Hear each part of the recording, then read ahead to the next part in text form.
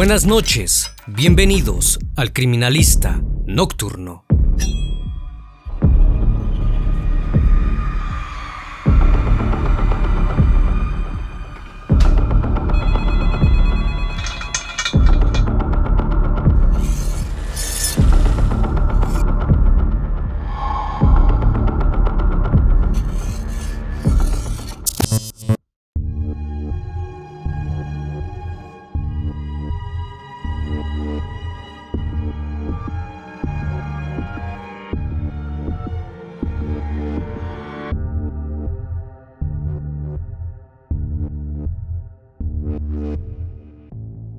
El 12 de marzo de 1999, un grupo de policías irrumpió en una pequeña granja de la ciudad de Kilmore, en el estado de Victoria, Australia. David Reed quedó completamente impactado con lo que le dijeron. El cuerpo de una joven de 16 años había sido enterrado en su jardín. Los agentes ya sabían que él no era el asesino, pero le advirtieron que el culpable estaba más cerca de lo que creía. Le pidieron que los guiara hasta el cementerio de mascotas de la casa. Una vez allí, vieron que una tumba se destacaba sobre el resto. Estaba llena de moscas.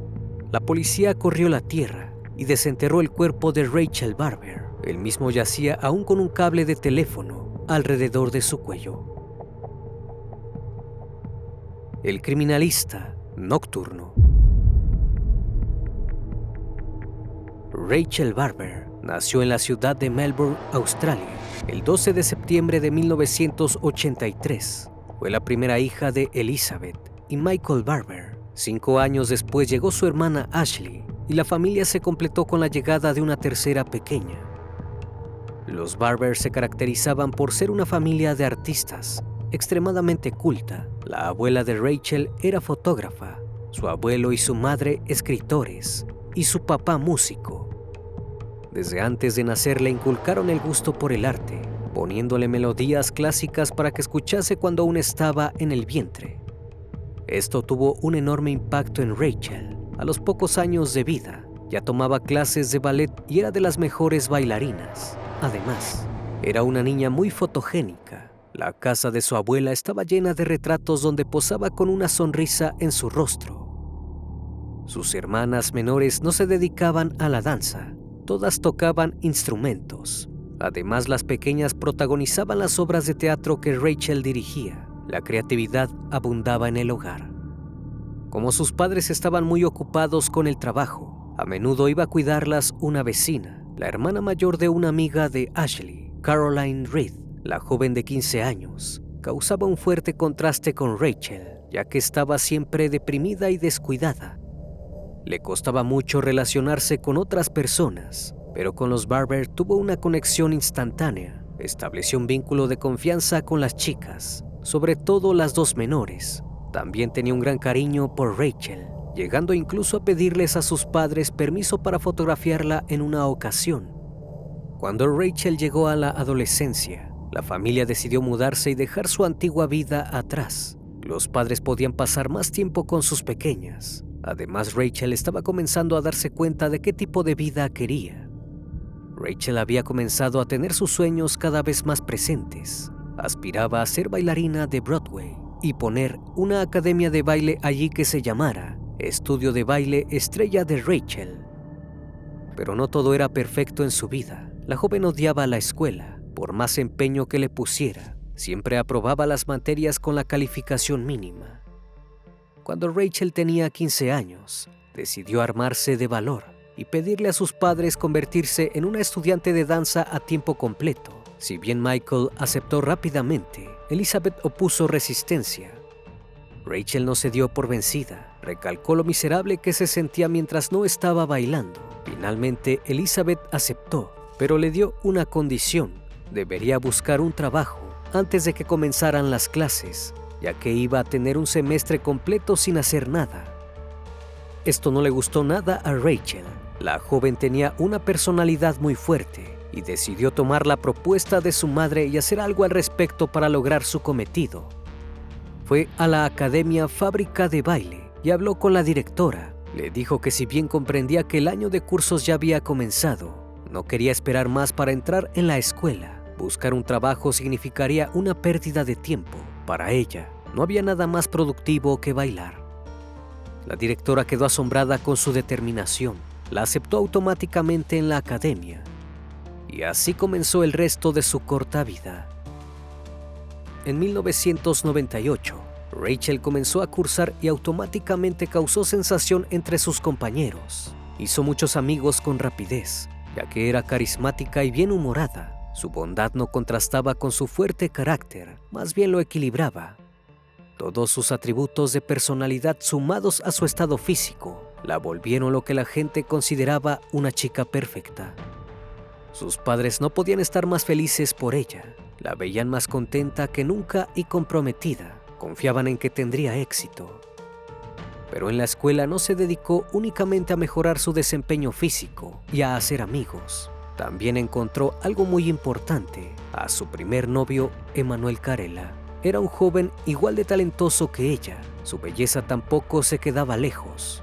Todos sus compañeros decían que ambos tenían futuro, tanto como bailarines como en la industria del modelaje. Los apodaron Romeo y Julieta, casi como supieran que la historia terminaría en tragedia. Tanto Elizabeth como Michael adoraron a su yerno apenas lo conocieron.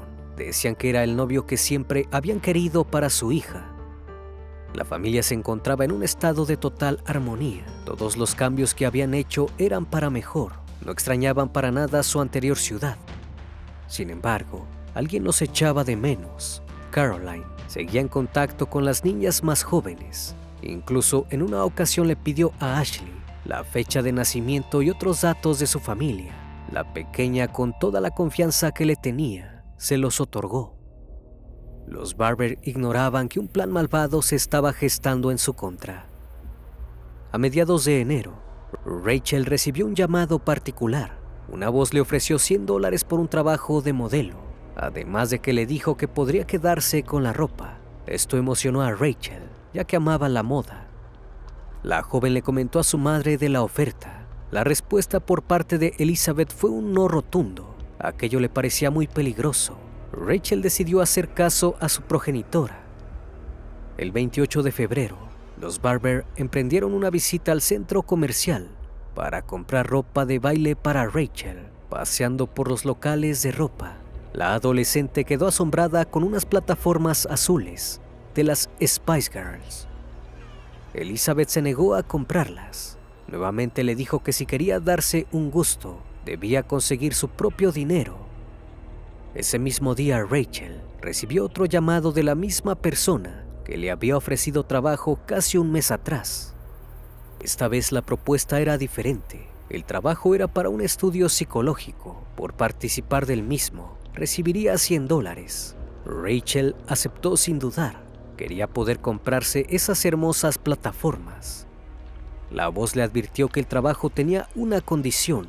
Rachel no podía comentarle a nadie sobre el estudio, ni a su familia ni a su novio. Era información confidencial y personal de cada paciente. Tampoco podría compartir sus resultados luego de ser publicados. Eran condiciones extrañas, pero Rachel estaba tan distraída con la posibilidad de conseguir su propio dinero que ni siquiera le comentó a su madre de la oferta. El lunes 1 de marzo, Michael llevó a Rachel a la estación del tranvía, ya que tan solo 2 días atrás unos hombres la habían seguido luego de su clase y había quedado muy asustada. Quedaron de encontrarse en la estación a las 18:30 horas, cuando ella volviera de la academia. La joven se marchó rumbo a la casa de su amiga Kaylee para desayunar. El resto de su día escolar transcurrió con normalidad. Al salir de clases pasó por el centro comercial y le mostró a Emanuel las plataformas que se compraría. Incluso le pidió a la vendedora que se las apartara. Emanuel se quedó consternado ante la noticia de Rachel. No entendía cómo podría costear los zapatos. Ella simplemente le respondió que iría esa misma tarde a realizar un trabajo del que no podía hablar. Si bien ella le recalcó que no se trataba de nada inmoral, Emanuel quedó intranquilo. Sus amigas también especularon respecto al trabajo. Pensaron que era algo de modelaje y le desearon la mejor de las suertes. Cuando cayó la tarde, Rachel se despidió de sus compañeros, ya que iría a tomar el tren a otra estación. Una amiga se ofreció a acompañarla, ya que sabía de los hombres que la habían seguido, pero ella se negó. A las 6:30 de la tarde, Michael fue a buscar a Rachel a la estación como la habían acordado, pero luego de unos minutos comenzó a impacientarse. Telefoneó a su casa para saber si Rachel había ido directamente para allá, pero la respuesta de su esposa fue negativa. Elizabeth y Michael comenzaron a temer por la vida de su hija. Los minutos se convirtieron en horas y decidieron tomar cartas en el asunto. Fueron directo a la comisaría para reportar a Rachel como desaparecida. Los policías no le brindaron la ayuda que esperaban, más bien hicieron lo contrario. Les dijeron que debían esperar 24 horas. Hasta entonces, no comenzarían a buscarla. Elizabeth llamó a Emmanuel y le contó todo respecto a la ausencia de Rachel. El joven admitió que estaba muy preocupado por el trabajo al que había ido. Elizabeth, completamente consternada, le pidió que le contara todo lo que sabía al respecto. Emmanuel no pudo proporcionar más información que la que tenía. No era nada inmoral y había sido ofrecido por una vieja amiga de Rachel. Esto último confundió a Elizabeth, ya que no sabía de quién podría tratarse. El joven se fue a dormir, esperando que Rachel lo llamara como hacía todas las noches. Elizabeth y Michael salieron a dar vueltas con su auto gritando el nombre de su hija, implorando que apareciera. La mañana llegó y Rachel siguió sin dar señales de vida. Sus padres volvieron a ir a la policía para llevarles las fotografías para los volantes de búsqueda. Los agentes no solo les dijeron que debían esperar aún más para efectuar la denuncia, sino que también le restaron importancia al asunto. Según ellos, Rachel seguramente se había fugado con algún amigo o amante y no quería ser encontrada. Elizabeth comenzó a preocuparse por los dichos de los agentes y decidió leer el diario de su hija para saber si en realidad ella era infeliz. Pero en el mismo no había nada que dijera que quería fugarse. Su instinto estaba en lo cierto. Algo malo le había ocurrido y la presencia de esa vieja amiga resonaba cada vez más fuerte. Elizabeth fue al antiguo colegio de Rachel y pidió una lista con nombres de sus excompañeras. La directora se la negó, debido a que solo la policía podía realizar la petición. La mujer volvió a ir a la policía para rogarles que le dieran acceso a la lista, pero los agentes le dijeron que eso era imposible. Completamente abatida ante la indiferencia de los agentes, Elizabeth salió junto a su marido a pegar volantes en la calle. Fueron incluso hasta los barrios más peligrosos. Allí se encontraron con grupos de damas de compañía y alcohólicos. Lejos de hacerlos sentir incómodos, les ofrecieron ayuda para repartir las fotografías de Rachel. Al tercer día, la policía finalmente citó a los Barber. Antes de ponerse en marcha con el reporte oficial de la desaparición de Rachel, les advirtieron que si seguían pegando volantes donde no debían, les pondrían una multa. Cuando iniciaron la investigación, los detectives les dijeron que pedirían los nombres de las excompañeras de su hija. Durante las 24 horas anteriores, podrían haberlo hecho y habían mentido a los padres de la chica. En contra de todo pronóstico, interrogaron primero a Emmanuel. Le preguntaron si ya había mantenido relaciones íntimas con Rachel. El joven admitió que sí, pero recalcó que utilizaron protección. Sin embargo, desde ese momento, la principal hipótesis de los agentes pasó a ser que Rachel estaba embarazada y había huido a otra ciudad para que sus padres no se enteraran.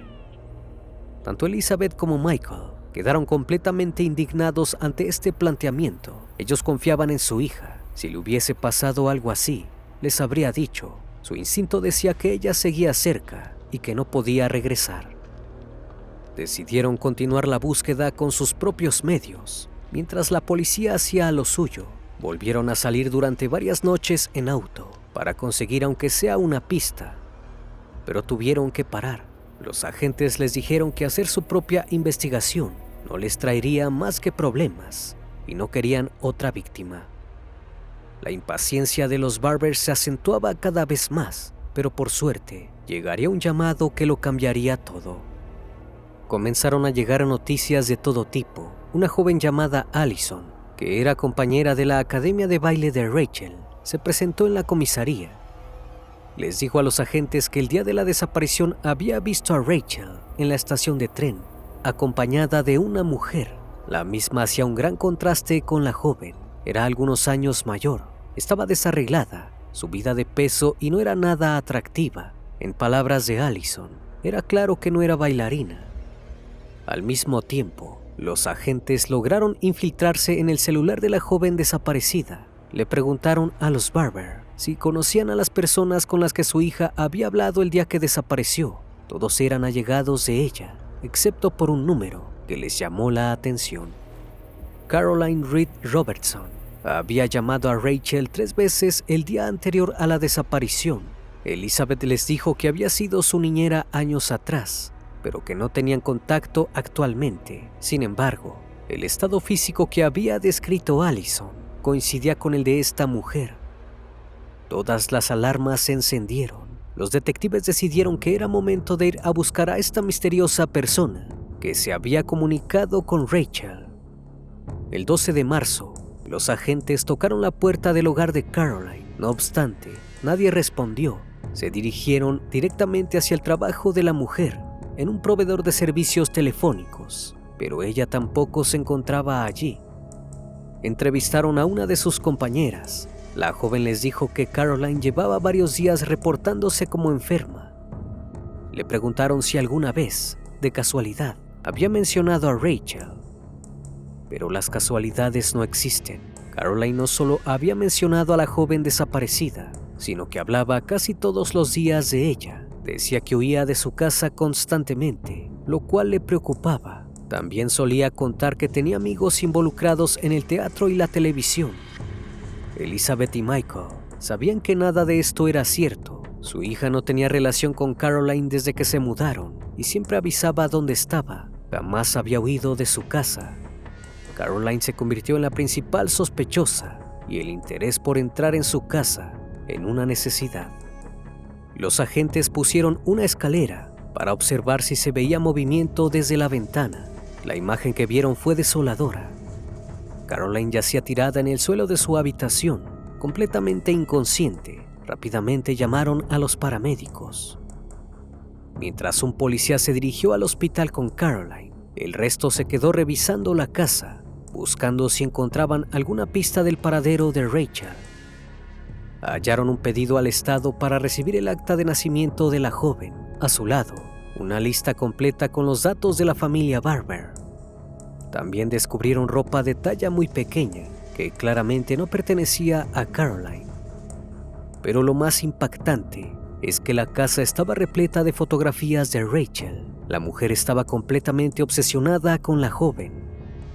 Hurgando aún más en sus pertenencias, encontraron un cuaderno donde Caroline había escrito casi una biografía sobre la chica raptada. La describía como pura y perfecta, con ojos verdes que hipnotizaban y piel de cera blanca. Decía que era tan bella que podría salir en las portadas de las revistas. También comentaba algunos aspectos de su personalidad. Decía que tenía demasiadas citas, que era salvaje, luchadora y firme en sus convicciones. En el mismo cuaderno, como si se tratara de una comparación, Caroline se describía a sí misma como una mujer con cara de pizza, cabello café grasoso, gorda y con nariz fea, sin ningún tipo de talento. Mientras estas notas dejaban en claro su culpabilidad, en el hospital, Caroline se recuperaba del ataque de epilepsia que había tenido. Cuando se despertó, lo primero que le preguntó el policía fue si sabía dónde estaba Rachel. Caroline no dudó ni un segundo en decir que ella la había asesinado. Sin embargo, recalcó que fue un accidente. Ahora restaba saber cómo había llegado a cometer tan terrible crimen. La idea de Caroline era tomar la personalidad y el físico de Rachel. Anotó en una agenda cómo sería cada movimiento para lograr su macabro plan. Primero le ofrecería una propuesta de trabajo que no podría rechazar. Sería dinero fácil. Cuando estuviese camino a su casa, le recalcaría que no podía contarle a nadie sobre su encuentro. Una vez que llegaran al hogar, Caroline colocaría una pizza en la que pondría polvo tóxico para dormir y se la daría a Rachel para drogarla. Luego la asesinaría. Acto seguido, desfiguraría su cuerpo para que fuese irreconocible y guardaría sus restos en bolsos del ejército. Finalmente los enterraría en algún lugar, probablemente en la granja donde había crecido. Cuando terminara de perpetrar su siniestro plan, pediría un préstamo al banco para mudarse a otro estado bajo su nueva identidad, James Southall. Este nombre no había sido elegido al azar, llevaba nada más y nada menos que el apellido de soltera de Elizabeth Barber.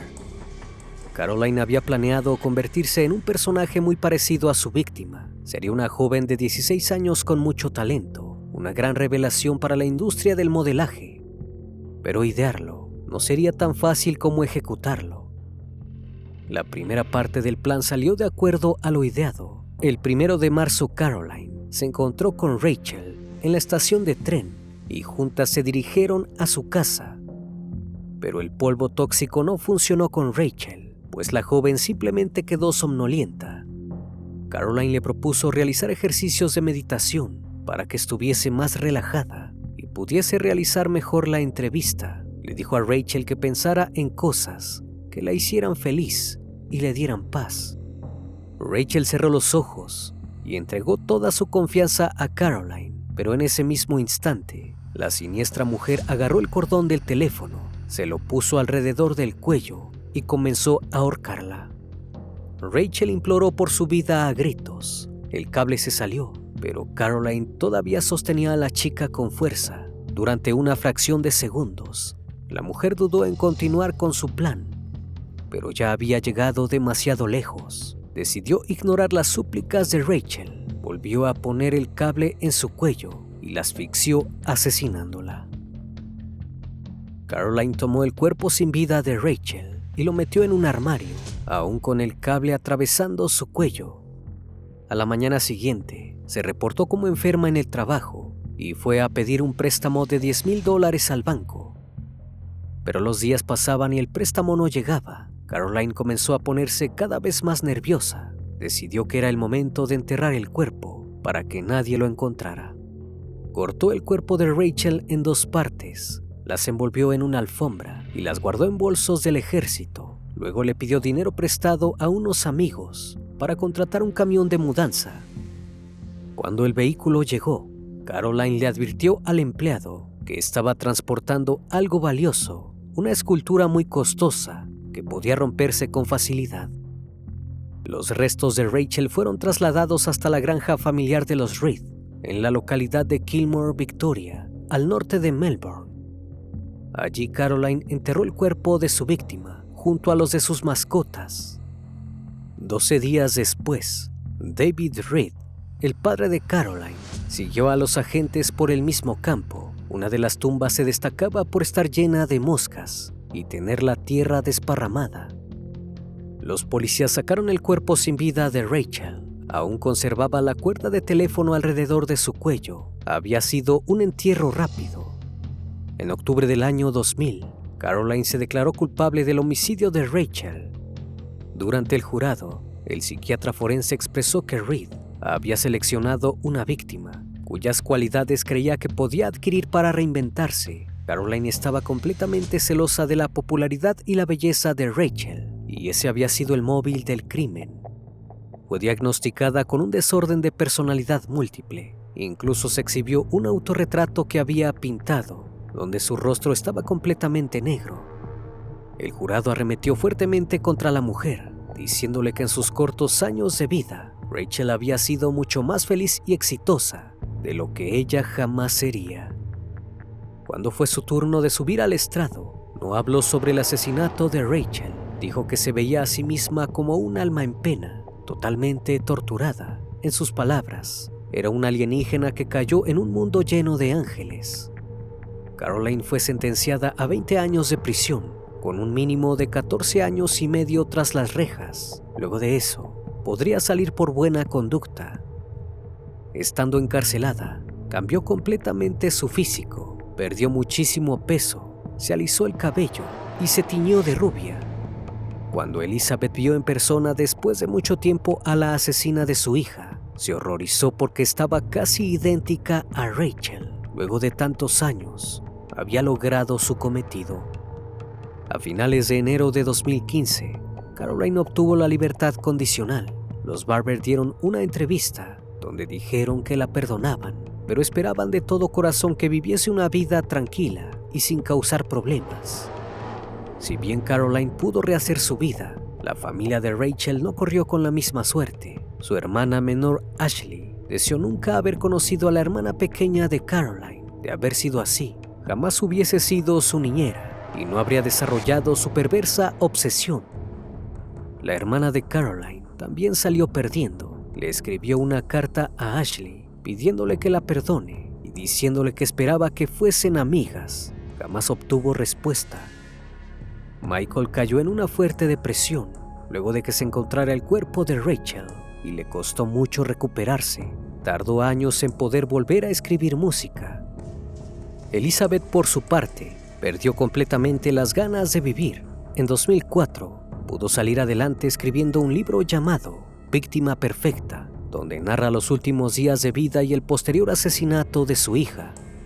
En 2009, una película basada en el libro llamada En su piel fue furor. Rachel quedó inmortalizada en estas obras. Fue famosa, como todos pensaban que sería, pero de la peor manera. Una vez más, estimado público, agradezco su compañía. Gracias por brindar un espacio de su tiempo para conocer un caso más de este canal. Si aún no estás suscrito, te hago la cordial invitación a que lo hagas y formes parte de esta gran comunidad.